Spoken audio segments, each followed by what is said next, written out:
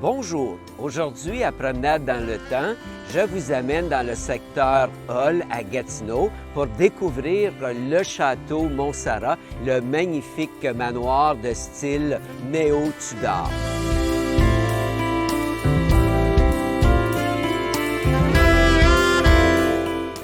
En 1930, Robert Gordon Stewart achète ici une grande propriété de 13 acres d'une famille de cultivateurs et il décide de construire un magnifique manoir. Il faut savoir que M. Stewart était quelqu'un qui était très en moyen. Il avait été lieutenant-colonel dans l'armée, mais surtout, il avait une importante entreprise de construction.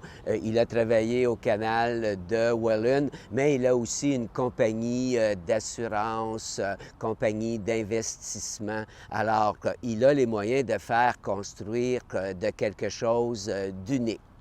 Il fait appel à l'architecte Edgar Howard et cet architecte-là est quand même assez connu puisqu'il a déjà été l'architecte en chef du Dominion de 1915 à 1917. Il a aussi fait construire plusieurs bâtiments à Ottawa, quelques-uns à Gatineau. Et le plus célèbre de ces bâtiments, c'est l'Observatoire fédéral de Victoria en Colombie-Britannique, qui est aujourd'hui un lieu historique national du Canada, là, reconnu par la Commission et lieu et monument historique du Canada. Alors, M. Howard va faire construire quelque chose sur les plans, selon ses plans de style néo-Tudor. Alors, c'est un immense bâtiment en pierre calcaire de 2 étages et demi avec une toiture irrégulière en ardoise avec plusieurs fenêtres, certaines à arches, d'autres moins élaborées, une entrée grandiose à l'avant, ainsi qu'une très belle entrée à l'arrière. L'intérieur est aussi majestueux. Alors, d'une part, il y a une très belle entrée. Une fois à l'intérieur, il y a une mezzanine avec un grand escalier en bois qui devait vraiment impressionner les visiteurs. Au rez-de-chaussée, on a une salle à manger, on a un magnifique salon avec boiserie, avec plafond très élevé, traîne aussi élevé, magnifique foyer en pierre, porte française et au bout, il y a un solarium. Vous avez aussi une pièce qui est unique dans le manoir, la bibliothèque là, qui est complètement en boiserie avec aussi un magnifique plafond là, sculpté. Au premier étage, vous avez une grande chambre des maîtres, des salles de bain, chambre pour les enfants et chambre pour les domestiques.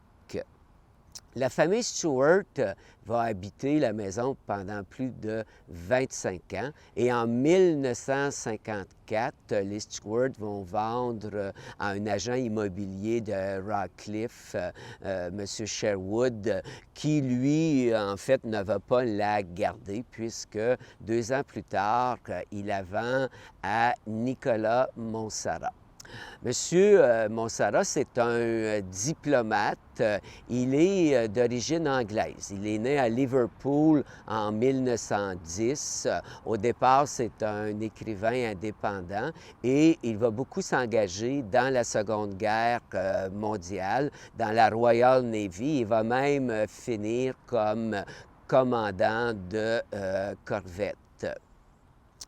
En fait, On loue beaucoup son courage pendant la Seconde Guerre mondiale. Tout de suite après la guerre, il devient diplomate. On l'envoie à Johannesburg, en Afrique du Sud. Mais en 1953, il arrive à Ottawa comme diplomate. Mais il faut savoir que c'est déjà un écrivain très connu parce que en 1951, il va publier le livre Cruel Sea qu'on va traduire en plusieurs langues, dont le français Mère cruelle, et ça va vraiment devenir un best-seller. On va en faire un film. On dit que c'est le meilleur livre après la guerre qui parle justement de la Seconde Guerre mondiale. Les Montserrat, c'est un couple très mondain. Ils ont 2 enfants. Alors, on peut penser qu'ils ont beaucoup reçu ici dans la maison qui ne porte pas encore son nom. Et on a des témoignages intéressants de M.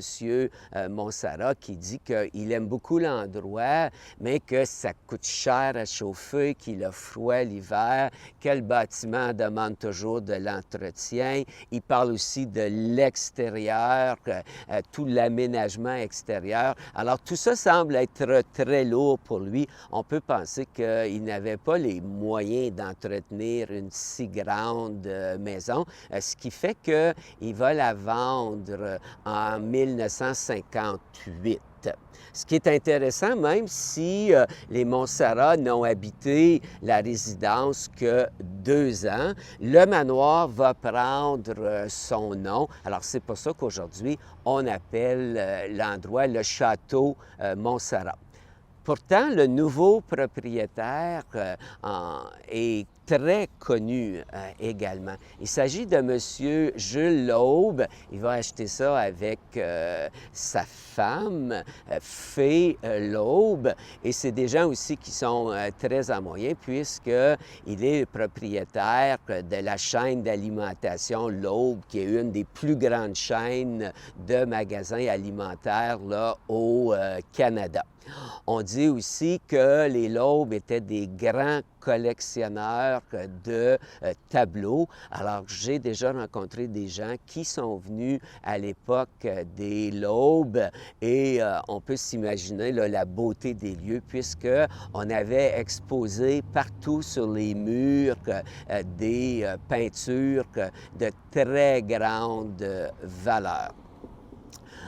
Les Laube vont quand même habiter ici pendant plusieurs années et c'est Mme Laube qui va vendre la propriété, le domaine, en 1970 à la Société immobilière Lausanne. Et là, il va y avoir plusieurs transactions qui vont amener la construction là, de l'immense tour des jardins du château, ainsi que plusieurs maisons autour, ce qui fait que le manoir est devenu là, enclavé. Ce qui est intéressant, en 1979, on va créer l'association récréative du château Montserrat et les gens qui sont ici propriétaires vont devenir copropriétaires du château Montserrat. Ce qui fait qu'aujourd'hui, il y a à peu près 300 personnes qui sont propriétaires du majestueux bâtiment.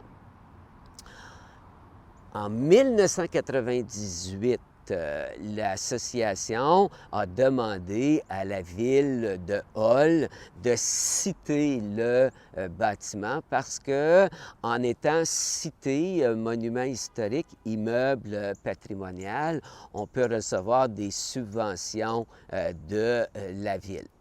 Il faut savoir qu'un grand bâtiment comme ça, ça demande beaucoup d'entretien et en particulier la toiture qui est en ardoise.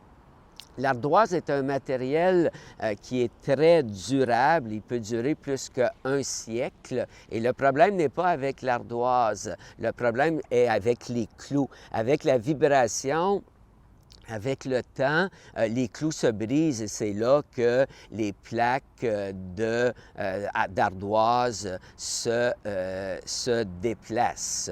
Alors, c'est constamment de l'entretien et à ce moment-là, on a demandé à la Ville qui a accordé la citation. Alors, c'est intéressant de savoir que ce bâtiment-là est maintenant protégé pour les générations à venir. Malheureusement, en 1998, lorsqu'on a fait la demande de citation, on a oublié de faire la demande pour le portail d'entrée. Parce qu'à l'époque, une maison qui est aussi majestueuse, qui est au sommet d'un promontoire, qu'on voit, on veut que ça soit vu de loin, on avait aussi sur ce qui est aujourd'hui le boulevard Saint-Raymond, un magnifique portail en pierre avec deux portes en fer forgé qui annonçaient finalement la richesse de la propriété là, de la maison. Mais avec le temps, le portail s'est détérioré et quand on a voulu restaurer le portail en 2012, on a demandé de l'aide de la Ville, mais comme il n'était pas cité, ça a été plus difficile. Finalement, on a fait une campagne de financement et la Ville, le conseiller du coin, M. Tremblay, a payé la moitié pour la restauration et les copropriétaires sont aujourd'hui très fiers d'avoir également préservé le portail. Alors, aujourd'hui, les Gatinois sont quand même chanceux d'avoir pu préserver ce magnifique joyau du patrimoine. Je dis toujours le château Montserrat, le joyau néo-Tudor de Gatineau. Parce que de grandes propriétés comme ça, on en a très, très peu dans le secteur Hull. Il y en avait beaucoup plus là, sur le chemin d'Elmer en s'en allant vers Elmer, mais ici, dans le secteur Hull, on en avait beaucoup moins. Alors, on peut se réjouir là, de voir qu'aujourd'hui, le bâtiment est bien entretenu et qu'on peut profiter de ce magnifique lieu d'histoire et de patrimoine.